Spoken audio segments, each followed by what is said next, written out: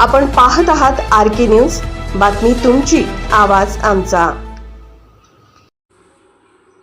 सतेज चषक फुटबॉल स्पर्धेला दमदार सुरुवात। वेताळमाळा व प्रॅक्टिस क्लबची विजयी सलामी।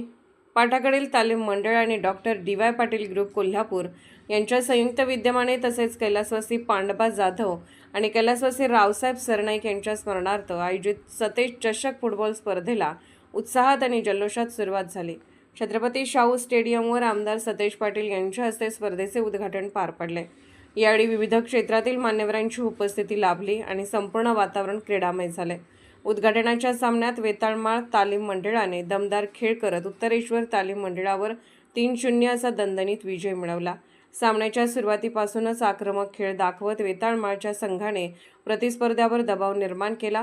41व्या मिनिटाला सर्वेश वाडकर याने पहिला गोल करत संघाला आघाडी मिळवून दिली। त्यानंतर 64व्या मिनिटाला आकाश माळी याने दुसरा गोल करत विजयाची दिशा निश्चित केली। अतिरिक्त वेळेत अभिषेक सावंत याने तिसरा गोल नोंदवत शानदार विजयावर शिक्कामोर्तब केले। दुसऱ्या सामन्यात प्रॅक्टिस फुटबॉल क्लबने अक्षरशः गोलांचा पाऊस पाडत मर्दानी खेळाचा आखाडा तालीम मंडळावर 7-0 असा एकतर्फी विजय मिळवला।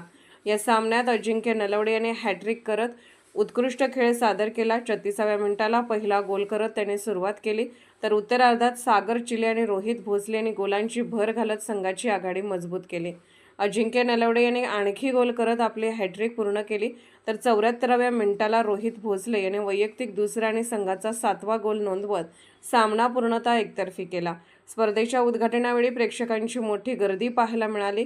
दोन्ही सामन्यांमध्ये खेळाडूंनी दाखवलेल्या जोशपूर्ण आणि कौशल्यपूर्ण खेळामुळे प्रेक्षकांचे भरभरून मनोरंजन झाले। सतेज चषकाची ही दमदार सुरुवात पाहता पुढील सामने अधिक रोमांचक, रंगतदार आणि चुरशीचे होणार असल्याची उत्सुकता क्रीडाप्रेमींमध्ये निर्माण झाली आहे। RK न्यूज चॅनलला लाईक करा, शेअर करा आणि सबस्क्राईब करा।